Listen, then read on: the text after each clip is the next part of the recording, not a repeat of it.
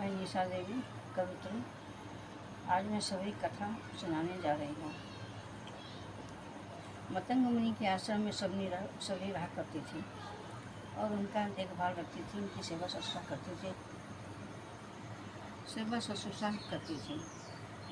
और जब उनके जाने की बारी आई मतंग मुनि की, तो सबरी ने प्रार्थना की कि हे प्रभु, आप तो जा रहे हैं, मैं किसके पास रहूँगी। तो मतंग मुनि ने कहा, तुम तब तक यहीं पर रहोगे जब तक राम ना आए। तो सबरी ने पूछी कि राम आने का क्या प्रमाण है।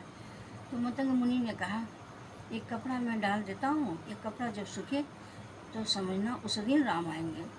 तो उन्होंने कपड़ा एक डोरी पर रखवाई भिंगा करके, पानी से भींगा वो कपड़ा रखवाया उन्होंने। और मुनि ने कहा कि एक कपड़ा जिस दिन सूखे उस दिन राम आएंगे। तो सबरी ने कपड़ा सूखने का इंतज़ार हर रोज़ क्या करती थी। और जिस दिन कपड़ा सूखा उस दिन सबरी ने सोची कि आज राम आएंगे। तो उन्होंने बहुत सारा फूल घर से लेकर के बहुत द्वार से लेकर के सड़क तक बहुत उन्होंने फूल ला करके बिछाया था। तो लोगों ने पूछा, यह फूल तुम किस लिए बिछा रही हो। तो सबरी बोली, राम आ रहे हैं। उनको देख कर के नगरवासी ने भी फूल से सजाना शुरू किया कि राम मेरे घर में भी आएंगे। जब सबरी जैसे आश्रम में राम आ सकते हैं तो मेरे इतने बड़े भवन में क्यों ना आएंगे।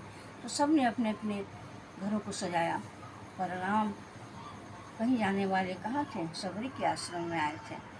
और आश्रम में आकर उन्होंने सबरी का उद्धार किया।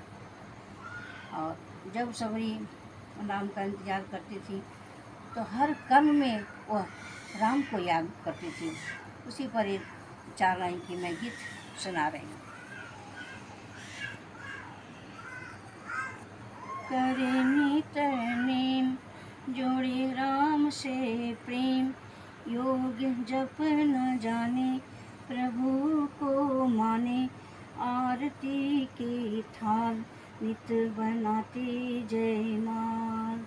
प्रभु याद रखना, प्रभु याद रखना, करे नित नेम, जोड़े राम से प्रेम, योग जप न जाने, प्रभु को माने, आरती की थाल नित बनाती जयमाल।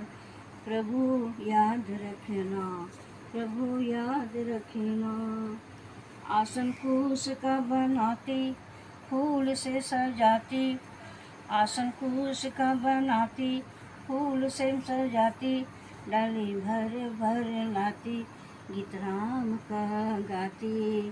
प्रभु याद रखना, प्रभु याद रखना, आसन कूस का बनाती, फूल से सजाती, डाली भर भर लाती, गीत राम का गाती।